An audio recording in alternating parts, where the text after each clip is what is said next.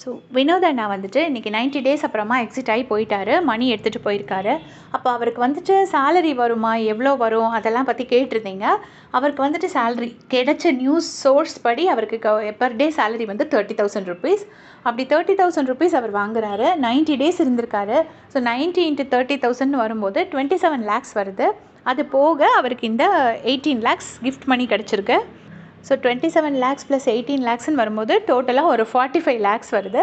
45 lakhஸில் 30% கண்டிப்பாக டேக்ஸ் போயிடும். ஏன்னா நான் இதெல்லாம் என்டர்டெயின்மெண்ட்டில் 30% டேக்ஸ் போயிடும். 30% டேக்ஸ் போயிடுச்சுன்னா அவர் கையில் வந்து டோட்டலாக எவ்வளோ வரும்னா 31,50,000 கிட்ட வரும்.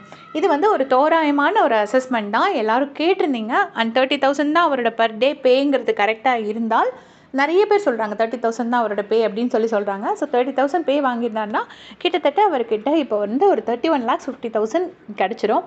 அண்ட் ஆல்சோ இனி போய் அவரோட கவுண்டர்ஸ் அண்ட் காமெடி நம்ம எல்லாருமே பார்த்துட்டோம். இன்றைக்கு வரைக்கும் விஜய் டிவியில் அது மோஸ்ட் பாப்புலர் வீடியோங்கிறது வந்து அவர் இந்த பிரியங்கா தொப்பைய மறைக்க பெல்ட் போட்டு வந்திருக்கான்னு சொல்லிட்டு ராஜு ஒரு சாங் பாடுவார். அந்த பாட்டு எழுதுனது இவர் தான். ஸோ இவரோட கவுண்டர்ஸ் அண்ட் காமெடிக்கு இனி வந்து நிறைய ஆஃபர்ஸ் வரும். அதனால் அதை பற்றி கவலைப்படாதுன்னு சொல்கிறது ஈஸி. அவங்கவுங்க ஃபேன்ஸுக்கு தான் அந்தந்த கஷ்டம் தெரியும். யாராக இருந்தாலும் அவங்க வந்து அப்செட் ஆவாங்க. இருந்தாலும் என்கிட்ட கேட்டிருந்தனால அவங்களுக்காக நான் அதை கேட்டு நான் உங்களுக்கு சொல்கிறேன். இதில் பாட்டு எழுதுவார், பாட்டு பாடுவார், காமெடி இன்ஸ்டன்ட் காமெடி வரும்.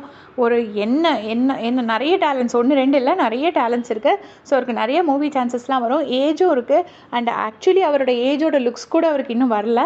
அதனால் நீங்கள் யாரும் அவ்வளோ கவலைப்பட வேண்டாம்னு நான் நினைக்கிறேன். கண்டிப்பாக இதுக்கு மேலே அவருக்கு நிறைய சான்சஸ் வரும். அவருக்காக நீங்கள் எல்லோரும் ப்ரே பண்ணிக்கோங்க. தேங்க்ஸ் ஃபார் வாட்சிங்.